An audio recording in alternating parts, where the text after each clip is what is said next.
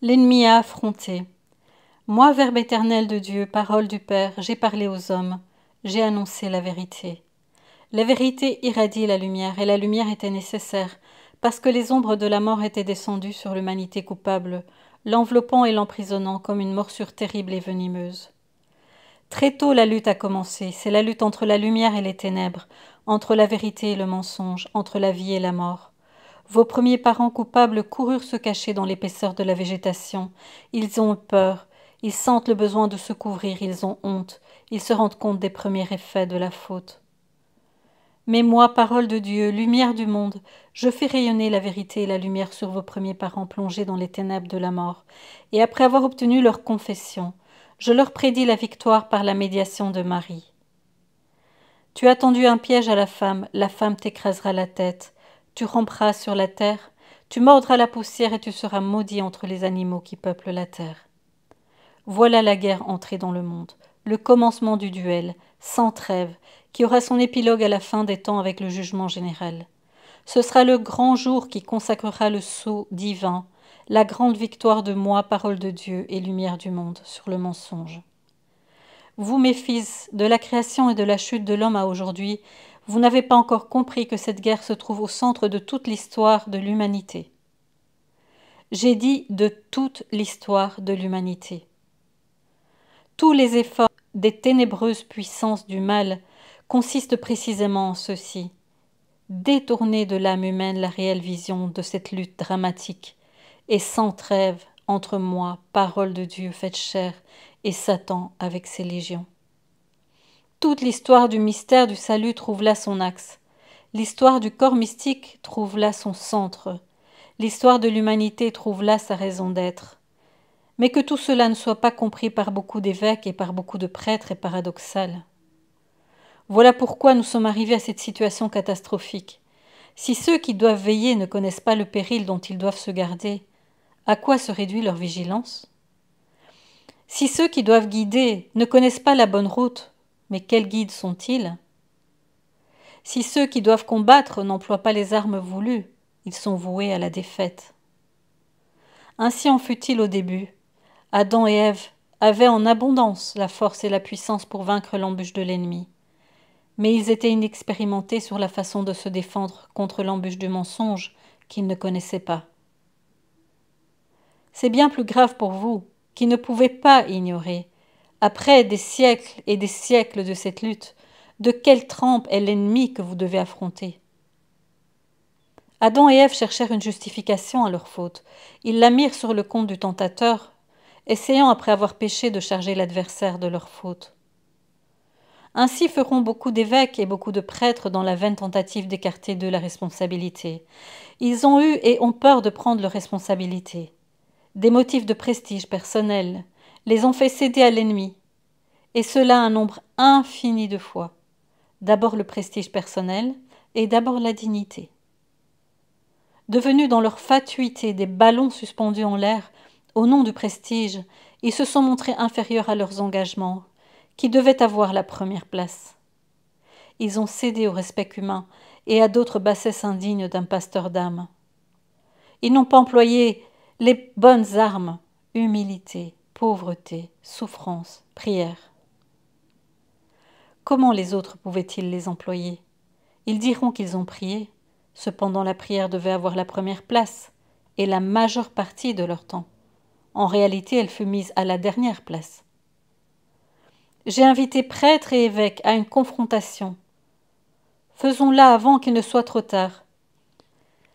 Une confrontation entre leur vie et ma vie sur la terre, entre le chemin qu'ils parcourent et mon chemin. Là, ils pourront voir, sans danger de se tromper, la réalité. S'ils en avaient vraiment le courage, cette loyale confrontation devrait faire sortir tout le pu qu'ils ont en eux-mêmes. Les exemples des grands évêques ne comptent-ils pas? Et pour les prêtres, le saint curé d'Ars n'a-t-il rien à dire? Négligé et méprisé, il passait des heures et des heures à prier. Mais la grâce divine en lui était telle qu'elle pouvait convertir même les pierres. Ce n'est pas vous qui devez vous adapter au temps, mais ce sont les temps qui doivent s'adapter à vous. Quelle responsabilité d'avoir abdiqué dans la lutte! Si vous êtes évêque et prêtre, vous l'êtes en vertu de cette lutte. Sans cette lutte, vous n'auriez pas de raison d'être, et beaucoup l'ignorent. Fils, je te bénis, ne crains pas, regarde-moi et avance sur ton chemin jusqu'à la grande rencontre. Alors les épines deviendront des roses merveilleuses, inconnues sur la terre d'exil. 12 janvier 1976. Les péchés sociaux. Mon fils écrit « Voici les 3 grands péchés sociaux de l'humanité. L'humanité a péché en Adam et Ève. L'humanité a péché par le déicide dans le peuple élu, le peuple de Dieu. L'humanité pêche aujourd'hui par le refus de Dieu. Le péché de l'humanité en Adam et Ève bouleverse entièrement le plan merveilleux de Dieu. Il en change le sort. À l'ordre succède le plus déconcertant des ordres. Au bonheur du paradis terrestre fait suite le malheur. À la lumière font suite les ténèbres de l'ignorance. À l'amour, la haine. Au bien pour lequel l'homme fut créé, le mal, avec toute la gamme de ses manifestations. À la paix succèdent les guerres et les violences. À la vie éternelle, but de la création, on peut préférer la mort éternelle, dans le sombre désespoir de l'enfer. Tel est le péché originel, telle a été la réponse donnée à l'amour de Dieu par l'humanité entière en Adam et Ève. Une monstrueuse ingratitude consommée par le premier homme et la première femme, auquel ne manqua pas la grâce, non seulement nécessaire, mais surabondante, à la mesure de leur immense responsabilité. Dieu, pour un acte d'amour sans bornes, a récolté une terrible insulte. Deuxièmement, le déicide consommé par le peuple élu est un péché social. À la rébellion de l'humanité en Adam et Ève, Dieu répond non par la méchanceté, mais par la justice et la miséricorde. Par sa justice, il punit le péché dans l'humanité entière. De l'origine à la fin, l'homme mangera son pain à la sueur de son front. La justice pèsera sur l'humanité jusqu'à la fin des temps. Aussitôt, cependant, éclate aussi l'infinie miséricorde. Après avoir obtenu la confession et le repentir de la part de nos premiers parents, Dieu fait suivre le pardon par la promesse de la rédemption. Pour préparer le grand événement de la libération de l'humanité de l'esclavage de l'enfer, Dieu se choisit un peuple, le peuple de prédilection, que Dieu veut saint, mais qui ne devient pas saint, malgré la pluie de grâce et de miracles. Devenu l'objet de son amour, ce peuple répond par l'ingratitude à la prédilection. Dieu suscite les prophètes qui, d'une voix forte, rappellent le peuple à la mission pour laquelle il a été prédestiné. Les prophètes, qui sont les haut-parleurs de Dieu, annoncent des faveurs, des grâces, des libérations. Devant l'aveugle obstination, ils menacent aussi et annoncent des châtiments, que le peuple connaîtra dans la douleur. Dans la souffrance, ils se souviendront des pères, et alors éclatera de nouveau la miséricorde. La justice divine engendre toujours la miséricorde, même si les hommes ne veulent pas comprendre cette réalité, aveuglés qu'ils sont par leur égoïsme. Les temps arrivent à maturité et se lève l'aube radieuse de la naissance du Sauveur. Les hostilités contre le Verbe fait chair sont suscitées et fomentées par Satan, qui s'engage dans une lutte terrible qui n'avait jamais cessé, mais qui fut alors renouvelée avec fureur.